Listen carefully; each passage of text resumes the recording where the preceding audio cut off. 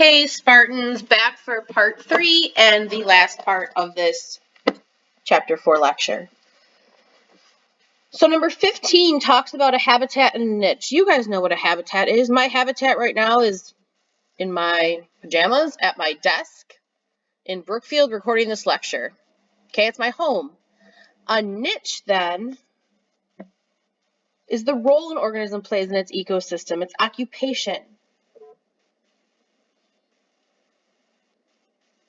So Mr. Farley's niche, he's a principal, he's a dad, he's a brother, he's a son, he's a basketball coach, he's a football coach, he used to be a teacher. Okay, it's the role that an organism plays in its environment. So what you need to look at is everything that affects the survival and then ultimately the reproduction of that species. Things that species compete for is listed below.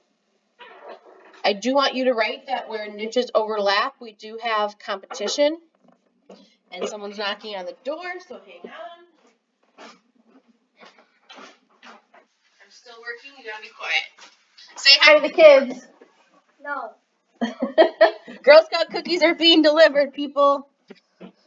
All right, so we have some organisms that have kind of different ranges with their niches. This is number 16. A generalist species. A generalist species has a pretty broad niche. Okay, so you're looking at they live lots of places. They eat a lot of things. You want to draw something for them? Put a heart on it. Chloe just stepped in. She wants to give you a note. Chloe loves you.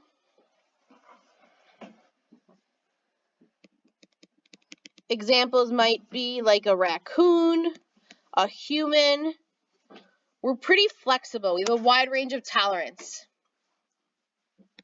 Mice, rats, stuff like that. Go, baby, go. Arrow. Compare that to a specialist. A specialist maybe eats one thing. So live, oh, no. Let's do this. So amateur we are here.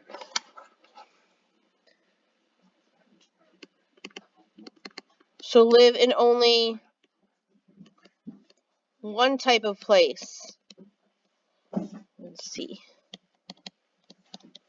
Eat one type of thing. Chloe, what's an animal that only eats bamboo? Do you know? Panda.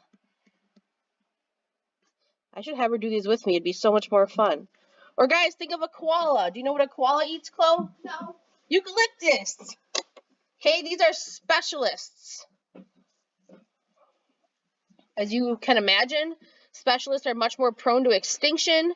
When the environment changes, you either got to adapt or you go extinct, and they're not very flexible. That means they only eat one thing? They only eat one thing, like Girl Scout cookies. So this graph, I want you to screenshot, take a picture of this graph. You are going to see it on your quiz on Tuesday. You see our panda.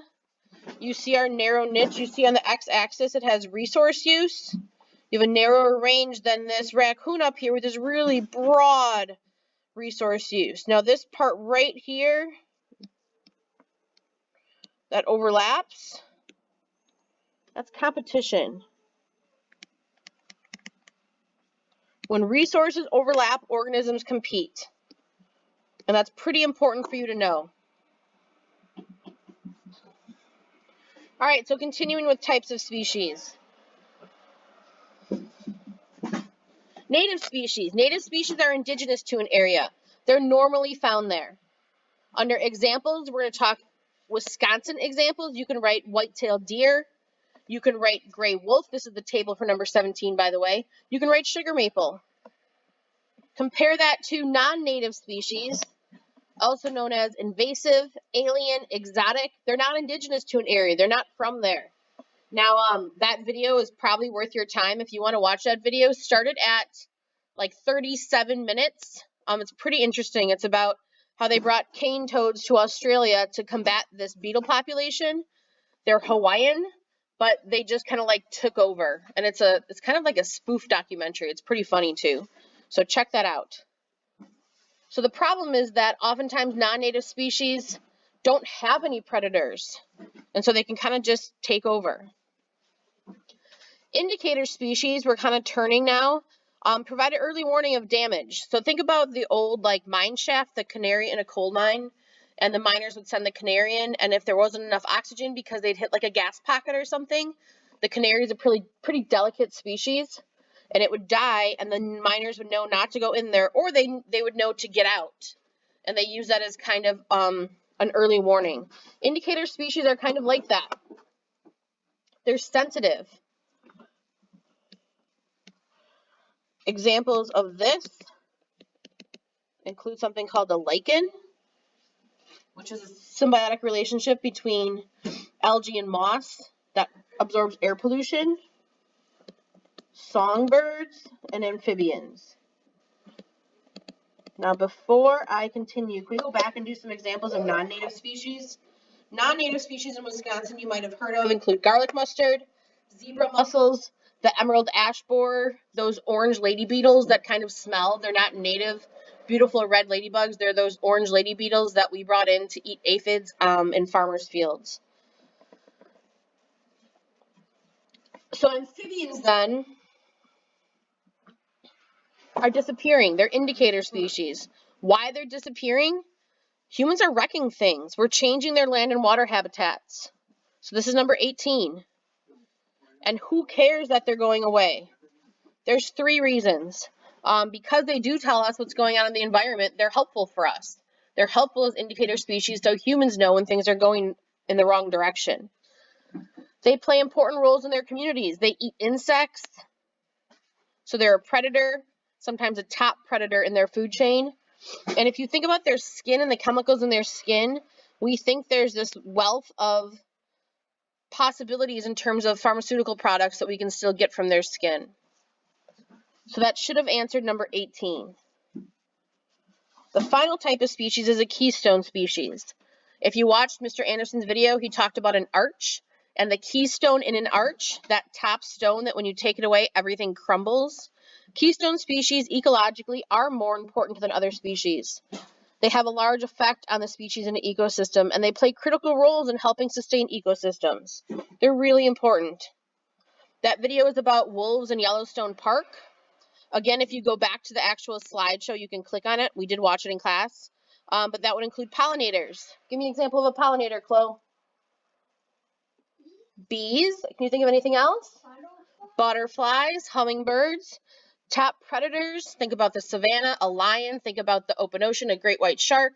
In Wisconsin, it's probably a gray wolf or a bear. Symbionts, so those organisms that mutualism, commensalism, parasitism are kind of their thing. And then habitat modifiers like beavers that build natural dams. Those are all examples of keystone species. So this last question then is describe the role of American alligators. These guys. This is one you might have to pause because I'm kind of just going to talk you through it. So in the 1930s, hunters were killing them for meat and for skin, okay, down in like the Florida area. In the 60s, we had wiped out 90% of alligators in Louisiana. And in Florida, the population was almost near extinction. Well, who cares? What do they do? Why are they keystone species? I think you should write this on the back of your reading guide, by the way. Number 1, they dig gator holes. These are little depressions that hold water when it's dry. And when it's dry out, it serves as this kind of like refuge for aquatic life and supplies fresh water and food for fish, for insects, for snakes, turtles, birds, and other animals. They also create nesting mounds. So when they mate and raise young, they create these mounds. And when abandoned, these nesting mounds provide nesting and feeding sites for egrets, which are big birds, and herons. And then the red-bellied turtles lay their eggs in those old gator nests as well. So they're used by other species. And then finally, they're a top predator. So they eat a large amount of gar, G-A-R, which is a predatory fish down in the Atlantic and in the Gulf by Florida. Gar eat a lot of other fish. And so by maintaining this population of gar, we maintain the high levels of other fish. So the good news is in 1967, we put them on the endangered species list, which we're going to talk about in a later unit, all about endangered species. And by the late 70s, they were delisted. So great example of a keystone species. I hope that lecture was helpful. Have a great day.